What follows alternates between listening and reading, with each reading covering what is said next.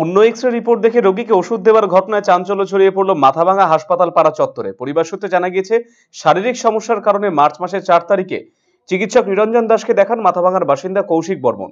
চিকিৎসক এক্স-রে করার পরামর্শও দেন। চিকিৎসকের পরামর্শ অনুযায়ী এক্স-রে করে সেই এক্স-রে রিপোর্ট চিকিৎসককে দেখিয়ে ওষুধ নিয়ে বাড়ি যান। কিন্তু ওষুধ খেয়েও শারীরিক অবস্থার উন্নতি না হলে অন্য চিকিৎসকের কাছে গেলে সেই চিকিৎসক এক্স-রে রিপোর্ট দেখে জানান ওই এক্স-রে রিপোর্ট অন্য কোনো ব্যক্তির। রোগীর আত্মীয়রা জানিয়েছেন, চিকিৎসা করাতে এসে চিকিৎসকের গাফিলতির কারণে রোগীর বড় কোনো সমস্যা ঘটে যেতে পারত বলে দাবি করেছে তার পরিবার। এই বিষয়ে চিকিৎসক নিরঞ্জন দাস জানিয়েছেন, রিপোর্ট কৌশিক বর্মনেরই ছিল, কিন্তু সেই রিপোর্টে দেওয়া নাম ভুল করেছে এক্স-রে সেন্টার। চিকিৎসায় কোনো গাফিলতি হয়নি বলে জানিয়েছেন তিনি।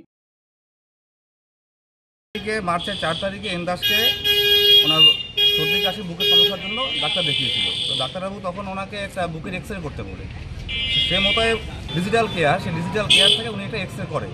কিন্তু এক্স রে রিপোর্টে কৌশিক বর্মনের নাম না আসে, সেখানে মর্জিনা বিবির নামে আসছে এবং সে মোতাবেক সে মর্জিনা বিবির ঔষধ চলাকালীন সে আরও বেশি অসুস্থ হয়ে গেছে। এর জন্য আমরা আজকে এন দাসবাবুর কাছে আসছি এবং এই ডিজিটাল কেয়ারের কাছে আসছি। তারা সাধারণ রুগীদের নিয়ে এরকম কেন করছে? কারণ সাধারণ রোগী তো এখন সুস্থ হতে আসে, এখন সুস্থ হতে এসে যে তারা বেশি অসুস্থ হয়ে যায় সেটা দেখার দায়িত্ব কি আমাদের, ডাক্তারবাবুদের? যার জন্য ডাক্তারবাবুদের সঙ্গে আজকে আমাদের একটু কথা বলার প্রয়োজন আছে, দেখি ওরা কি বলে। মার্চের 4 তারিখ রিপোর্ট আসার পর কি আর আপনারা দেখেননি? আর ডাক্তারবাবু বলেছিল আমাদেরকে 10-12 দিন পরে এসে ডাক্তার দেখাতে। তারপর যখন এনার কমেনি, তো কালকে আমরা নির্মল রায়কে যখন দেখাতে যাই, নির্মল রায়কে রিপোর্ট এবং এর সব কিছু প্রেসক্রিপশন নিয়ে যখন নির্মল রায়ের কাছে যাই, তখন নির্মল রায় দেখে আমাদেরকে সে ভুলটা ধরিয়ে দেয়। সেটা তো আমরাও এর আগে দেখিনি, কারণ সবাই ডাক্তারের উপর একটা আস্থা থাকেই সাধারণ মানুষের। না না না, ওরকম ব্যাপার নয়।